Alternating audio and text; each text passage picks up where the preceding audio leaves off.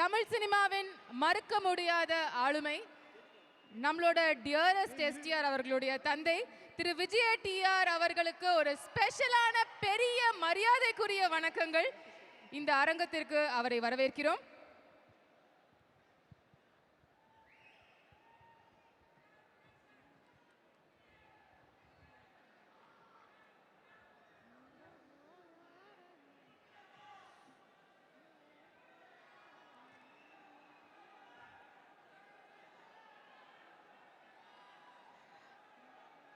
Okay, தொடரலாம்.